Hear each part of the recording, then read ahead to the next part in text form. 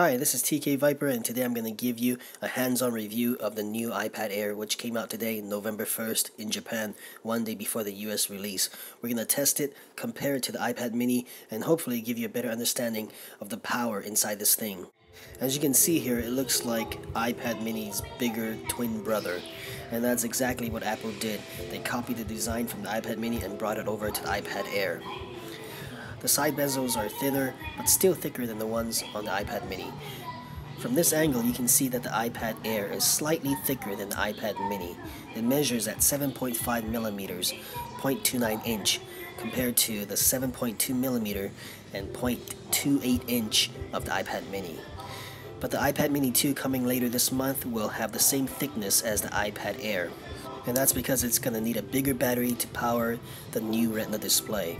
Coming from the iPad 4, you'll definitely feel the difference. The iPad 4 is 9.4 millimeters or 0.37 inch. Next, we're going to take a look at the displays on these two devices. They are both LED backlit IPS LCD displays.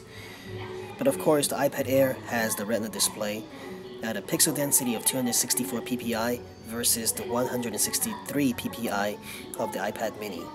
Zooming in, you can see the pixels around the text on the iPad mini, whereas on the iPad Air, you can't detect them. Now let's talk about the weight, which Apple has been bragging about. The iPad mini is only 0.68 pounds, and the iPad Air is 1 pound. And holding it by the corner here, it feels very safe. It doesn't feel like it's going to snap in half, and that's not true with the iPad 4. So if you just slap on a case and a smart cover on the iPad mini, that's how much the iPad Air weighs, and that's pretty impressive. And unfortunately for the iPad mini 2, it's going to weigh a bit heavier at 0.73 pounds due to the larger battery. And comparing it to the iPad 4, we are trimming down 28% in weight, and that's a big difference. The iPad 4 is 1.44 pounds. This one, 1 pound. You're going to feel a big difference when you're holding it with one hand. So if you're one of those people who bought the iPad mini last year because you dreaded the weight of the iPad 4, this year you no longer have that dilemma. This year, the deciding factor is the screen size, because everything else is pretty much the same. If you want something bigger for watching movies, for surfing the web, or for doing more work, then definitely the iPad Air is for you. If you want something more portable that can fit inside your pockets of your cargo pants or a smaller bag, then wait for the iPad mini 2. And now let's take a closer look at all the ports and buttons on this thing. On the bottom we have two grills for the stereo speakers and the lightning port in between. On the right side we have the lock switch for either the volume or the rotation lock depending on your settings, and the volume buttons, which are separate this time. On the top we have the sleep and wake button or the power button. On the left side, nothing, and this is where the smart cover attaches to the iPad Air via magnets.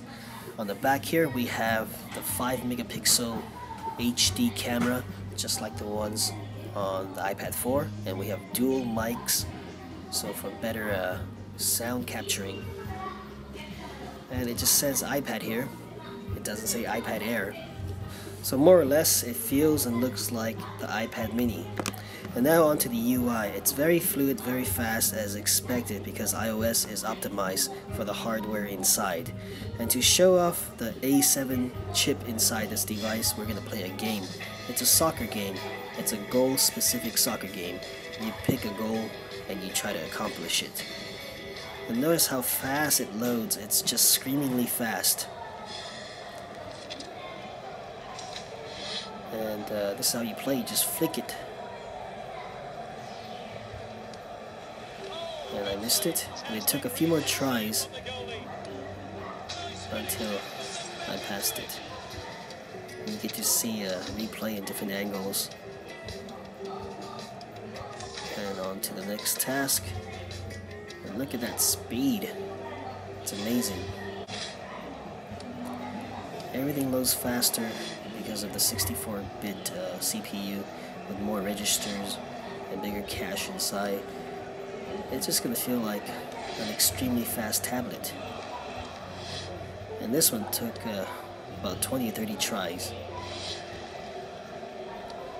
And goal. You can see in multiple angles, and it's pretty fun to watch.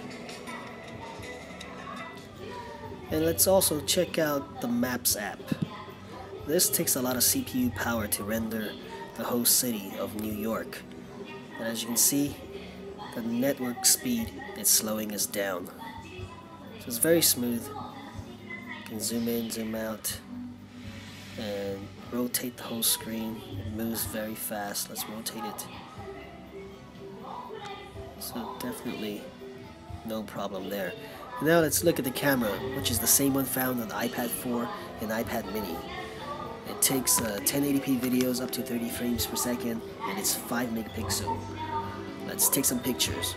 It has a burst mode. Just leave your thumb on the button and it'll take multiple shots. But unlike the iPhone 5S, it does not combine them into one folder and chooses the best one for you. It doesn't have a slow motion camera, and it doesn't have the panel mode. But for a tablet, it's actually quite decent. It's probably the best camera on a tablet. So here we see all the photos listed. You're gonna have to go through all of them and choose the best one yourself. But look at that, looks pretty good. So no changes there. However, the front-facing camera has been improved to have bigger sensors, so more light can go in. It's gonna work better in low light situations. But with that said, it is still meant to be a FaceTime camera, so it's not great. You can see a lot of noise, even in this well-lit room. Alright, and now let's move on to another app to show off the power of the CPU. The Photo Booth app, which processes 9 different filters on your face, and it's doing all this in real time. And as you can see, it's very quick, very smooth, and of course it is because it also works on the iPad 4 and the iPad mini. And now I'm going to do a comparison test between the iPad mini and the iPad Air's speakers. So I'm going to play a few seconds of the same song and the same section of that song, first on the iPad mini.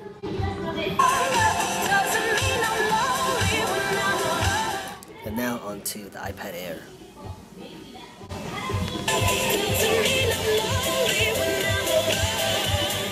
And it sounds much better, deeper bass, just a greater clarity of sound from the iPad Air. Likewise, we're going to try it on this song on GarageBand.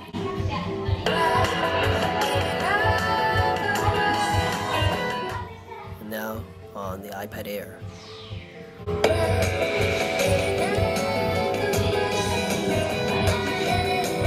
Again, much richer sounds from the iPad Air. And that's expected because you have a bigger body to embed bigger speakers. Now we're going to play the electric guitar. And now to the iPad Air.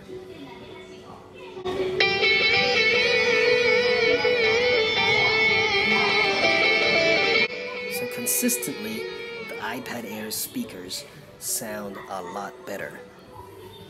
The last test is on the ringtones. We're going to listen to the Silk ringtone. First on the iPad mini.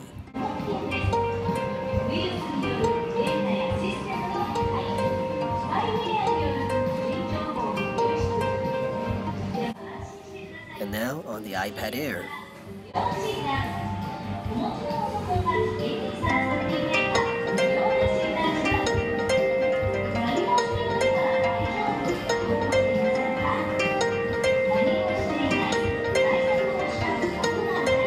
So overall, better sounds.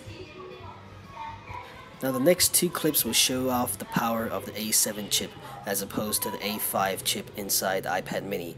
We're going to render this 1080p video. And here we go.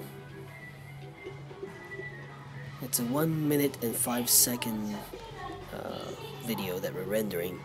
And as you can see, the iPad Air is already kind of speeding up, 25% done, whereas the iPad mini is still around 1 or 2% done. And within I think 20 something seconds, it's already done rendering, and a few more seconds to export and save it into camera roll, and then we're done. 40 seconds to export. As for the iPad mini, it's going to take a while, so we're just going to fast forward. So a minute and 25 seconds to render and a minute and 33 seconds to export. So definitely 2 to 4 times faster than the A5 chip. And now let's enjoy our clip. So if you're into movies and watching things on the iPad, definitely get the iPad Air for the bigger screen and also brighter colors. Now this clip shows that using 4 fingers, it tracks very well on the iPad Air, whereas on the iPad mini you can see that those dots are kind of flickering, having a hard time to follow my fingers. So that shows you the power of the A7 chip on the iPad Air. And that's it for today. I thank you for watching this video. Please rate, comment, subscribe, and tell your friends about my 2 channels, tkviper and tkviper tech, and come visit me at tkviper.com. I'll catch you guys next time.